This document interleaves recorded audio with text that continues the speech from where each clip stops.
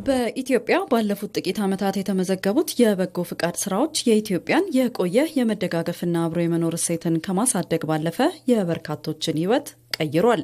በሀገር አቀፍ ደረጃ እየተተገበሩ ያሉ ዘርፈ ብዙ የበጎ ፍቃድ ስራዎች የማህበረሰቡን ተጠቃሚነት በማረጋገጥ በዝቅተኛ የኑሮ ደረጃ ላይ የሚገኙ የህብረተሰብ ክፍሎችን መደገፍ አስችሏል። በፈራረሰ ቤት ላይ ነበርኩ።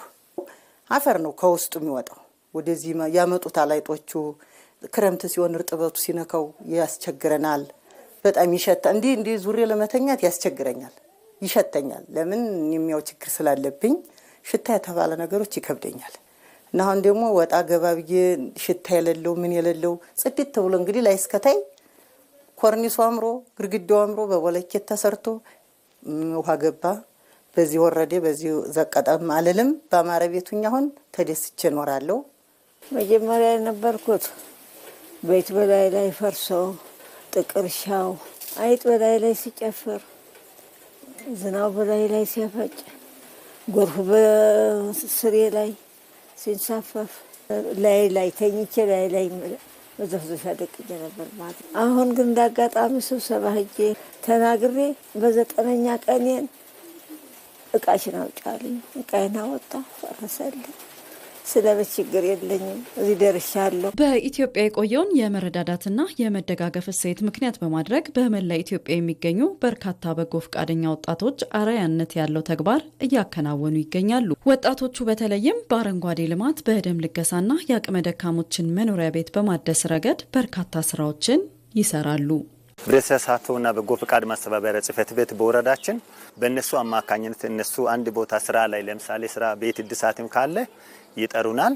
ሁሉም በጎ ፈቃደኛ ተሰባስበን ያለው ነገር በጋራ ከነሱ ሆነን የጋራ ነው ሄደን ስራዎችን ሰርተን ቤት እድሳትም ከሆነ አረንጓዴ አሻራ ከሆነ ያከናወነን ያለ ነው። ደም በመለገስ አንዲት ዩኒት ደም የ3 ሰው ህይወት እንደሚያተርፍ ስለተገለጸና ትምህርትም ስልጠናም ጭምር ወስተን ይሄንን ነገር በበጎ ፈቃድም ከደሞ በክረምትም በበጋ መርሃ ግብርም ማይቋረጥ ስራ ስለምንሰራ ይሄ ደግሞ በጣም በቃ ጥሩ አይምሮ ንጹህ የሚያደርግ ነገር ስለሚያደርግ ሳንሰለች ምንም ሳናደርግ ማንም ደግሞ ተነስ ይሄን እንስራ እናደርግ ሳይል በልበ ሙሉነት ወተን እያከናወነን እየሰራን እንገኛለን። የአዲስ አበባ የህብረተሰብ ተሳትፎና በጎ ፈቃድ ማስተባበሪያ ኮሚሽነር ይመር ከበደ በበኩላቸው ባለፉት ዓመታት ህብረተሰቡን በስፋት በማሳተፍ የዜጎችን ሁለንተናዊ ተጠቃሚነት ለማረጋገጥ የሚያስችሉ በርካታ የበጎ አድራጎት ስራዎች ተከናውነዋል።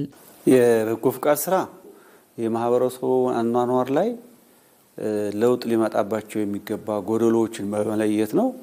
አንዱ ጎደሎ የቤት ጎደሎ ነው። ደካማዎች እንዲሁም ደግሞ የሀገር ባለውለታዎች በኢኮኖሚም ዝቅተኛ ኑሮ ደረጃ ላይ የሚገኙ የህብረተሰብ ክፍሎችን ቤት ነው የምንሰራው ማለት ነው።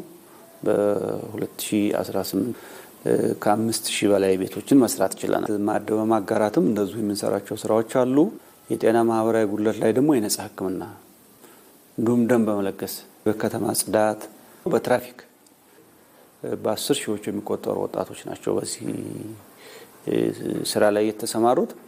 በርካታ የበጎ ፍቃድ ስራዎችን መስራት ችለናል ማለት ነው። በጠቅላይ ሚኒስትር አብይ አህመድ አነሳሽነት የተጀመረው ይህ የበጎ ፍቃድ ተግባር አሁን ላይ በተቋም ደረጃ ተደራጅቶ በርካታ ለውጦች ማምጣት ተችሏል። ክቡር ጠቅላይ ሚኒስትሩ የጎረቤቶቻቸውን ቤት በማደስ አዋሬ ላይ የአንዲት አቅመ ደካማ ቤት በማደስ የተጀመረ ፕሮግራም ነው ማለት ነው።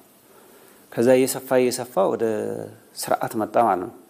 ከአዲስ አበባ አኳያ መልክ ያለው ነው። ተቋም ተፈጥሮለታል። በተደራጀ መንገድ ከላይ እስከታች ማህበረሰቡን በማሳተፍ የሚሰራ ነው። ስለዚህ ከዚያ አኳያ ካየ ነው አሁን በርካታ ለውጦች እየመጡበት ያለ የመረዳዳት የመደጋገፍ የራሳችንን ችግር በራሳችን የመፍታት የራሳችንን ጎደሎ በራሳችን የመፍታት ጉዳይ መሰረታዊ ሊባል የሚችል ለውጥ እየመጣበት ያለ ነው። እርስ በርስ መደጋገፍና መረዳዳት የኢትዮጵያውያን ቀዳሚ እሴት በመሆኑ ይህ በጎ ተግባር ተጠናክሮ ሊቀጥል ይገባል።